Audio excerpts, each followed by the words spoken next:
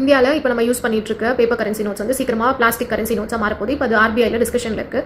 So initially 10 rupees 20 rupees நோட்ஸை வந்து introduce பண்ணுவாங்க. So எதுக்காக இந்த பிளாஸ்டிக் கரன்சிக்கு போகிறாங்க அப்படின்னா, நம்ம இப்போ யூஸ் பண்ணுற பேப்பர் கரன்சி வந்து சீக்கிரமாக அழுக்காது, சாயில் ஆகிடுது, சீக்கிரமாக கிழிஞ்சிருது, ப்ளஸ் கள்ள நோட்டும் அச்சடிக்கிறதும் நிறைய இருக்குது. ஸோ பிளாஸ்டிக் கரன்சிக்கு மாறும்போது அந்த அழுக்காகிறதுலாம் கம்மியாகும், டியூரபிலிட்டி வந்து நல்லாயிருக்கும், ரொம்ப நாளைக்கு அந்த நோட்டுகள் வந்து புழக்கத்தில் இருக்கும், அண்ட் கள்ள நோட்டு அச்சடிக்கிறதும் கஷ்டம் அப்படின்னு சொல்கிறாங்க. ஃபினான்ஷியல் இயர் 2025 வந்து ஒரு 2800 crore இருக்கிற நம்மளோட இந்தியன் ருபீஸை வந்து ரீப்ளேஸ் பண்ணுறதுக்கு, அழுக்கான இந்தியன் ருபீஸை ரீப்ளேஸ் பண்ணுறதுக்கு 6000 crores மேலே செலவு பண்ணியிருக்காங்க. ஸோ இந்த பிளாஸ்டிக் நோட் வந்துச்சுன்னா இந்த ரீப்ளேஸ்மெண்ட் செலவுலாம் வந்து கம்மியாகும். அவ்வளோ சீக்கிரமாக நம்ம அடிக்கடி ரீப்ளேஸ் பண்ண வேண்டியிருக்காது, ஏன்னா சீக்கிரமாக அழுக்காகாது, கிழியாதுங்கிறதுனால.